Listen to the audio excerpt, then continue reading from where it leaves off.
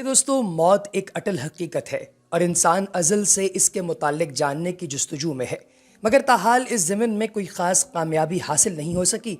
लेकिन अब American chemical society के माहिरीन ने मौत से कबल इंसानी दिमाग की तकलीफ दे सूरत हाल का कुछ खाका एक वीडियो की सूरत में पेश किया, जो दुनिया में किसी भी हॉरर फिल्म से कहीं ज़्यादा खौफनाक है। आखिर मरने के बाद होता क्या है, मौत के वक्त इंसान क्या महसूस करता है और उसके दिमाग में क्या चल रहा होता है, इन तमाम मौज़ूआत पर आज की इस वीडियो में हम गुफ्तगू करेंगे। लिहाजा इस वीडियो को आखिर तक ज़रूर देखिएगा।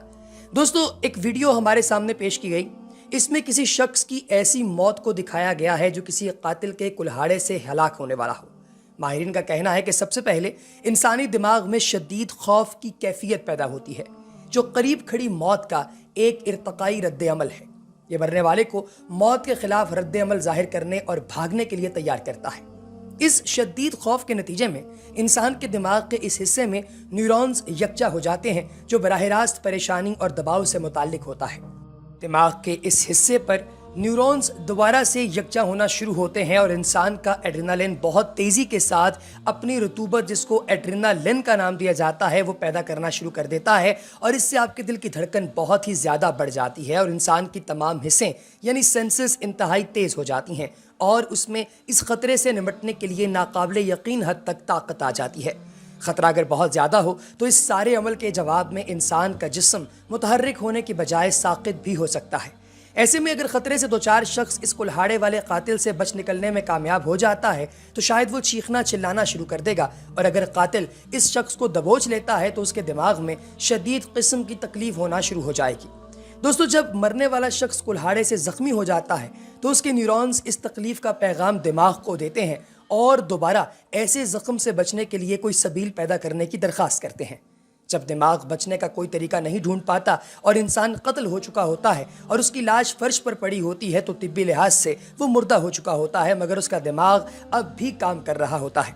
कुछ ही देर में इंसान तिब्बी लिहाज से भी मुर्दा हो जाता है और मरने से कबल इंसान को ज़िंदगी के तेज़ झटके लगते हैं और वो इतना मुतहर्रिक और तेज़ कभी ज़िंदगी में नहीं हुआ होता जितना वो मरते वक्त होता है। प्यारे दोस्तों, अब लोग अक्सर औक़ात ये सवाल पूछते हैं कि ये बताइए कि मौत के वक्त इंसान की सूरत हाल क्या होती है और क्या इस बारे में साइंस कुछ तरक्की कर सकी है। तो प्यारे दोस्तों, आपने अगर खुदा न खास्ता कभी किसी ज़िंदगी को अपनी ज़िंदगी में देखा हो कि वो मर रहा है, तो आपने यकीनी तौर पे ये देखा होगा कि उसके चेहरे को देखकर यूँ तासुर पैदा होता है कि वो एकदम सुकून में आ गया है। इंतकाल करने वाले शख्स का चेहरा देखकर यूँ लगता है जैसे वो सो रहा है। चेहरे पर बहुत आम तासुरात होते हैं। इसी तरीके से मरने के बाद उनका चेहरा चमक रहा होता है कई दफ़ा और अचानक ऐसा लगने लगता है जैसे वो बहुत ज़्यादा खुश हो। मैं बरसों यही सोचता रहा कि क्या ज़िंदगी के आखिरी लम्हात में जब मौत आपसे लिपट रही होती है तो क्या वो पल ज़बरदस्त खुशी देने वाला होता है। क्या ये मुमकिन है कि इंतकाल के वक्त जिस्म में तनाव दूर करने वाला एंडोर्फिन हार्मोन भरपूर मिकदार में खारिज होता हो।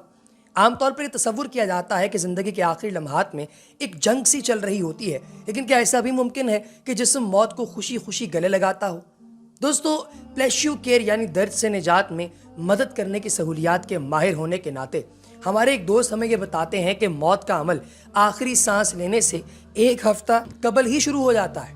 इस दौरान सेहत मुतासिर होने लगती है, जिस्म कमज़ोर पड़ने लगता है और चलने में दुश्वारी पेश आने लगती है और इंसान पर गनूदगी तारी रहती है। आखिरी लम्हात में खाना पीना मुश्किल होने लगता है। मुतासिरा शख्स के इस मकाम पर पहुंचने तक हमें यह समझ आने लगता है कि बस अब उसकी 2-4 रोज़ की और ज़िंदगी बाकी है। बहुत से लोग इस पूरे अमल से एक ही दिन में गुजर जाते हैं और कुछ लोग ज़िंदगी और मौत के तकरीबन एक हफ्ते तक यूँ रहते हैं। ये सूरत हाल बेशुमार लोगों के लिए इंतहाई तकलीफ दह होती है जिन्हें इस बात का पता होता है। अब दोस्तों, मौत के लम्हे को ठीक ठीक समझ पाना बहुत मुश्किल है। साथियों की तहकीक जो कहीं शाया नहीं हुई, उसके मुताबिक जैसे जैसे मौत की घड़ी करीब आती है, जिस्म में तनाव पैदा करने वाले केमिकल्स में इजाफा होने लगता है। ये भी कहा जाता है कि मुमकिन तौर पर जिस्म में मौत के वक्त तनाव कम करने वाले एंडोर्फिन हार्मोन का इखराज होता है, लेकिन कभी इस बारे में कोई रिसर्च नहीं हुई है, इसलिए इसे यकीनी तौर पर कहना मुमकिन नहीं है। दिमाग में खारिज होने वाला एक और हार्मोन जिसे सेरोटोनिन खुशी के एहसास के ज़िम्मेदार के तौर पर जाना जाता है, ये सन 2011 की एक तहकीक के मुताबिक 6 चूहों के दिमाग में मरते वक्त पाया गया और इसकी मिकदार 3 गुना बढ़ी हुई थी। ऐन मुमकिन है कि ऐसा ही अमल इंसानों में भी होता हो। ایسی ٹیکنالوجی موجود ہے جو یہ بتا سکے کہ انسان میں انڈورفن اور سیروٹونن کی مقدار کتنی ہے، اس لیے یہ مشورہ قابل غور ہو سکتا ہے۔ حالانکہ مرنے والے کے آخری لمحات میں اس کے خون کے نمونے موصول کرنا کافی مشکل ثابت ہو سکتا ہے۔ ایسی ریسرچ کے لیے فنڈنگ حاصل کرنا بھی آسان نہیں ہے۔ اگر کسی شخص کو پہلے سے درد کی شکایت نہیں ہے تو عام طور پر اسے مرنے کے قریب بھی درد کا مسئلہ نہیں ہونا چاہیے۔ مرنے والے کو درد سے پریشانی ہونا ضروری نہیں ہے۔ اپنے مریضوں کے ساتھ جو تجربات لوگوں کے اکثر ہوتے ہیں وہ یہ کہہ سکتے ہیں کہ پہلے سے انہیں درد کی شکایت نہیں ہوتی، مرتے وقت بھی درد کا مسئلہ نہیں ہوتا، کیونکہ اس کا تعلق انڈورفن سے ہو سکتا ہے، جس میں آپ اپنا پین جو معاملہ ہے اس کو بھول جاتے ہیں، آپ کو درد کا احساس بالکل بھی نہیں ہوتا۔ آخری لمحات میں انڈورفنز کے علاوہ اور کون سی چیز ہے جو غیر معمولی خوشی کے احساس کے لیے ذمہ دار ہوتی ہے؟ تو دوستو، جب جسم کام کرنا بند کر دیتا ہے تو ظاہر دماغ بھی متاثر ہوتا ہے۔ ممکن ہے کہ اس سے بھی زندگی کے آخری لمحات کا تجربہ متاثر ہوتا ہو۔ امریکن سائنسدان جل بولٹ ٹیلر نے ایک ٹیک ٹاک میں اس کے جو تجربہ ہے اس پر تبصرہ کیا ہے، نے بتایا کہ کس طرح انہوں نے موت کو قریب سے محسوس کیا۔ بیان کرتے ہیں کہ سٹروک کی وجہ سے ان کے دماغ کے بائیں حصے کے بند ہو جانے کے باعث انہیں ہر فکر سے آزاد ہونے جیسا احساس ہوا۔ دلچسپ بات یہ ہے کہ بولٹ ٹیلر کے دماغ کے بائیں جانب چوٹ لگی تھی، جبکہ دماغ کے داہنی جانب چوٹ لگنے سے بھی آپ کو خدا کے نزدیک ہونے کا جو احساس ہے اس میں کافی زیادہ اضافہ ہو سکتا ہے۔ کئی امکانات ہو سکتے ہیں کہ آپ کے رشتہ دار جو ہیں وہ روحانی احساسات سے گزرے ہوں۔ اسی طریقے سے جب میرے دادا کا انتقال ہوا اس وقت انہوں نے اپنے ہاتھ کی ایک انگلی اٹھائی ہوئی تھی، جیسے سامنے کھڑے کسی شخص کی طرف وہ اشارہ کر رہے ہیں۔